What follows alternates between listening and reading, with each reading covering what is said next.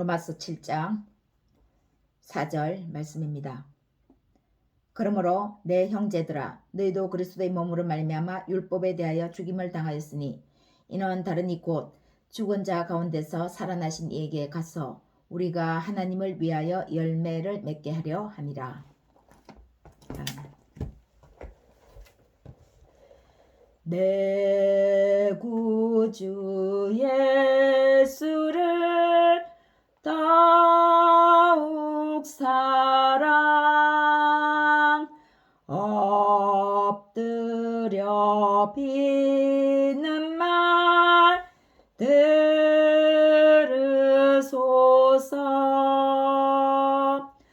내 진정 소원은 내 구주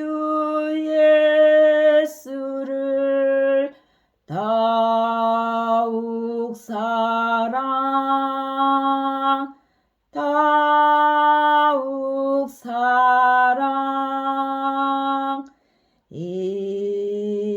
이전엔 세상 나 기뻤어도 지금 내 기쁨은 오직 예수. 다만 내 비난말 내 구주 예수를 더욱 사랑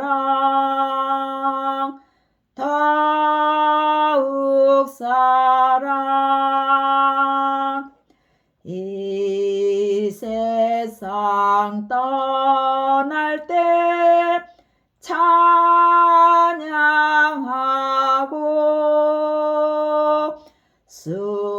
숨질 때 하는 말 이것일세.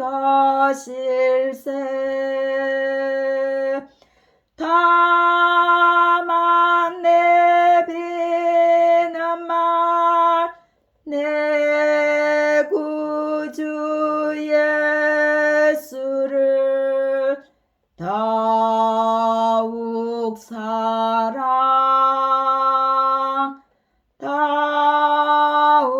사랑 아멘.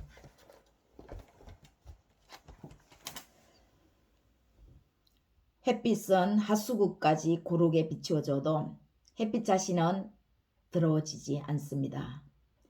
진옥 속의 진주가 그렇습니다. 훌륭한 사람은 진옥 속에 있는 진주와 같아서 주위 환경에 오염되지 않는다는 것입니다. 주위 환경에 오염되지 않는다는 것은 정말 쉽지 않은 일입니다. 살다 보면 자이든 타이든 자신의 색을 잃어버릴 때가 있습니다. 아무리 내 자신이 확고한 신념을 가지고 있어도 주위의 여론에 의해서 환경에 의해서 알게 모르게 휩쓸려 가는 것이죠. 알면서도 모른 척 따라갑니다. 그러나 그런 때일수록 햇빛처럼 진주처럼 결코 주위 환경에 오염되지 않는 사람이 되었으면 좋겠습니다. 그런 소망으로 오늘 말씀을 우리 모두 은혜로 받았으면 하는 소망을 가져봅니다.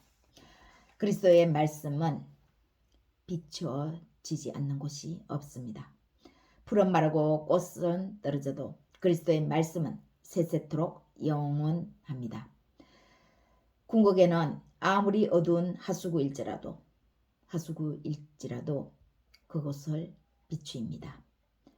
샅샅이 비춰서 들어온 것을 밝혀냅니다. 하나님의 말씀은요.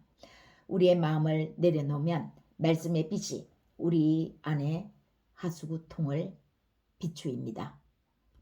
그래서 우리는 알지 못했던 것들이 말씀에 의해서 밝혀지는 것이지요. 7장 14절 말씀, 오늘 본문 말씀에 보면 그러므로 내 형제들아 너희도 그리스도의 몸으로 말미암아 율법에 대하여 죽임을 당하였으니 이는 다른 이곳 죽은 자 가운데서 살아나신 이에게 가서 우리가 하나님을 위하여 열매를 맺게 하려 함이라. 이렇게 말씀합니다. 믿는 자 안에 각각 아담과 그리스도를 따르는 옛사람과 새사람이라는 두 사람이 있다는 것을 말씀합니다. 맹목적인 그리스도를 따르기보다는 그리스도가 어떠한 분인지를 제대로 인식하고 따를 때 제대로 그리스도를 찾을 수 있음을 말하는 것입니다. 그리스도의 은혜를 알기 전 먼저 선행되어야 하는 것은 율법을 이해하고 율법에 동의해야 한다는 것을 분명히 말하고 있습니다. 율법을 이해하고 율법에 동의하지 않으면 그러면 아무도 옛사람을 자기 스스로는 인식하지 못하는 것입니다. 하지만 율법을 인식하게 되면 우리의 옛사람도 살아나게 됩니다. 율법이 인식되어지면 우리 안에 있는 옛사람이 비춰지는 것이죠. 율법을 몰랐을 때는요. 율법을 몰랐을 때는 율법이 우리를 비춰지지 않는데 우리의 옛사람이 그 율법에 의해서 어떠한 사람인가를 보여지지 않습니다. 율법을 인식하게 되면 우리의 옛사람도 살아나죠. 그 순간 우리는 율법을 말미암아 우리가 옛사람과 죄에 종속되어 있음을 곧바로 알게 됩니다. 율법과 죄에 종속되어 있는 것이죠. 우리가 누구에게 종속된 상태인가를 깨닫습니다. 율법이 없다면, 율법이 우리를 비춰주지 않았다면 우리는 죄가 우리를 지배하고 있다는 것을 전혀 알지 못하고 있습니다. 그런데 옛사람이 죽으면 어찌 됩니까? 우리는 율법에 대해서도 죽습니다. 율법은 더 이상 우리를 종속시켜 죄를 짓게 하지 못하고 우리를 지배하는 힘을 잃어버립니다. 율법이 살아있을 때는 죄도 살아있는 것이죠. 율법에 대해서 죽을 수 있는 그 어떤 인간이 없는 것이 문제가 아닙니까? 율법이 살아났는데 율법이 죽어야 합니다. 그런데 그 율법에 죽을 수 있는 인간이 없다는 것입니다. 어떤 사람이 율법을 통과하여 죽을 수 있는 사람, 죽을 사람, 죽어도 율법을 넘어설 사람이 없다는 것이 우리에게는 큰 패단입니다. 사람으로서 할 수 없으나 하나님으로서는 다 하실 수 있나니 사람이 하지 못하는 일을 하나님이 하신다는 것입니다. 하나님이 이 일을 율법에 대해 죽이셨습니다. 하나님이 인간을 위해서 율법에 대해서 죽으신 거죠. 하나님이 인간에게 하신, 우리에게 하신 그 일이 바로 이 율법에 대해 죽는 것이었습니다. 그 어떤 인간이 죽을 수 없기에 하나님이 우리에게 오셔서 죽으시는 것입니다. 어떻게 살게 하셨습니까?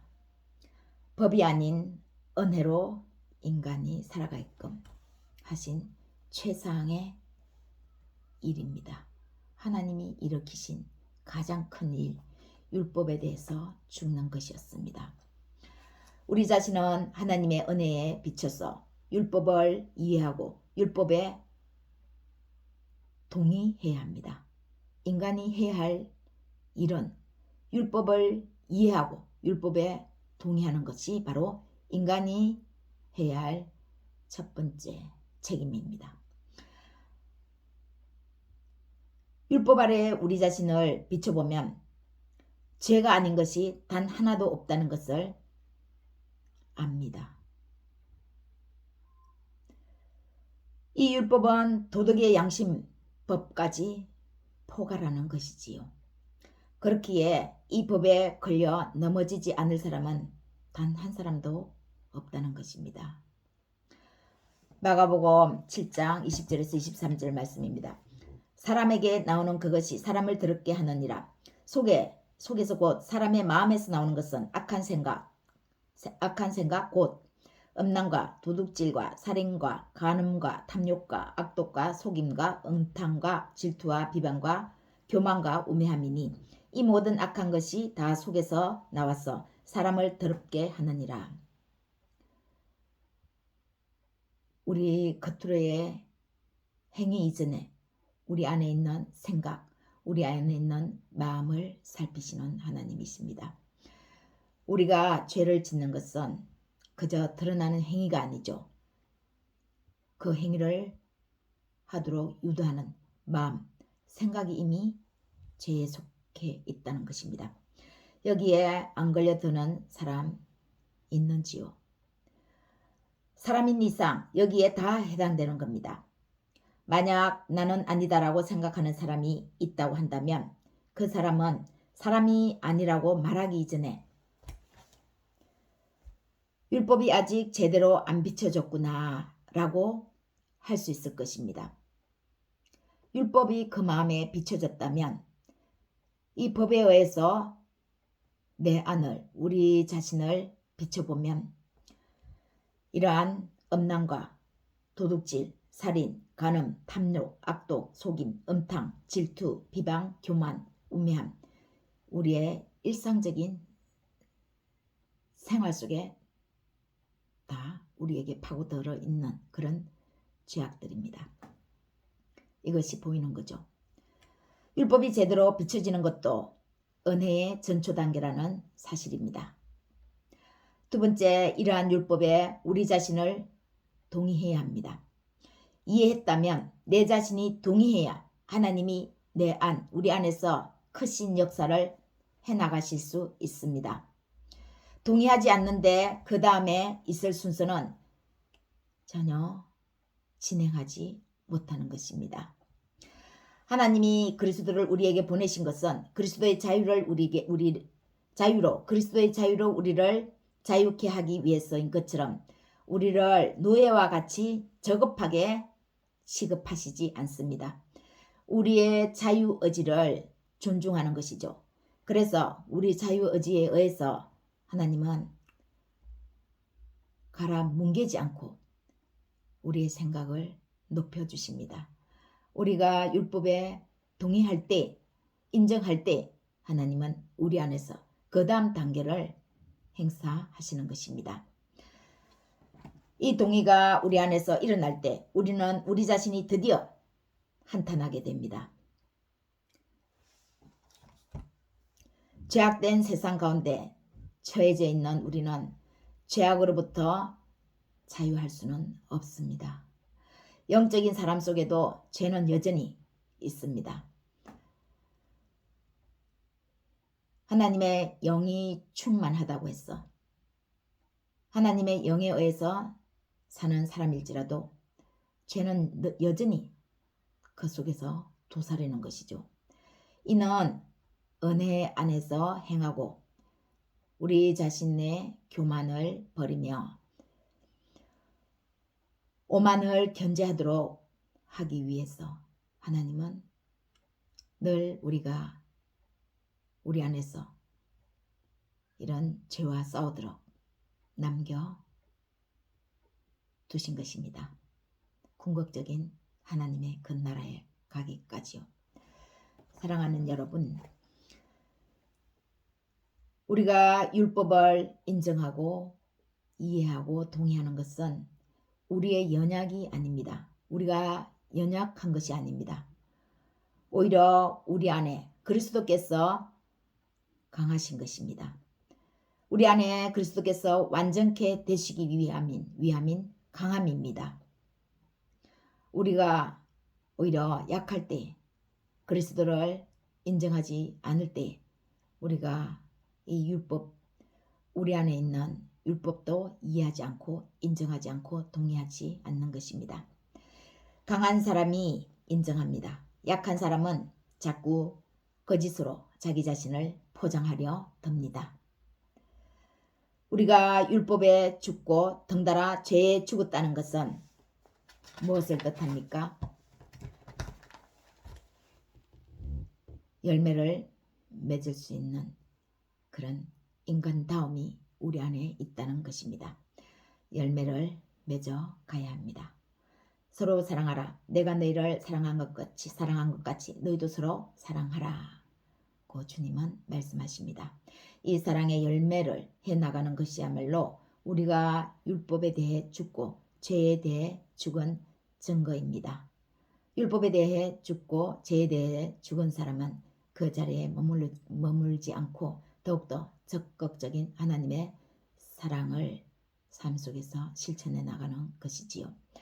내가 하는 일을 사랑하고 내게 부여된 가족을 사랑하고 또 내게 부여된 이웃을 사랑하는 것입니다.